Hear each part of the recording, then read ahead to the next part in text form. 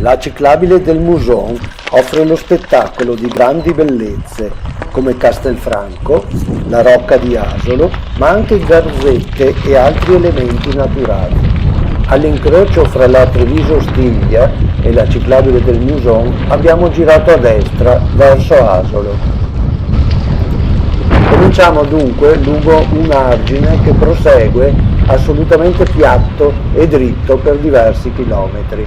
Ecco la città del Giorgione, Castelfranco, le torri del castello, l'enorme padiglione dell'ospedale. Entriamo in città e vediamo cosa succede. Subito arrivati a un ponte le indicazioni non ci soccorrono più, dobbiamo chiedere informazioni, scopriamo che dobbiamo andare sotto il ponte.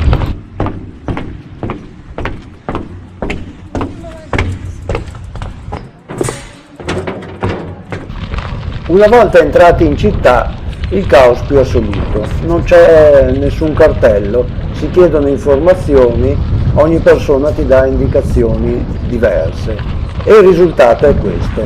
Eccola, piazza Giorgione, come sempre splendida, ma uno straccio di un cartello, qualcuno che sappia dove mandarmi. Mi sono piacevolmente perso per il centro di Castelfranco.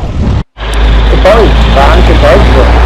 Ecco, adesso va affrontata questa rotatoria da brivido. Io non so da che parte cominciare. È tutto in base alle informazioni che otteniamo dai passanti, perché la tabellazione ci ha completamente abbandonati. A provocare questa coda è un semaforo. Speriamo bene. Bella Venezia a destra.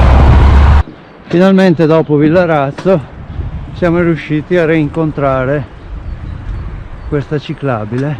Riprendiamo alla volta di Castello di Godego. Riusciamo a perderci ancora a Poggiana e a Spineda, dove ci soccorre un ciclista che ci farà da guida per l'ultimo tratto di percorso. Alla fine ecco alla nostra vista la Rocca di Asolo.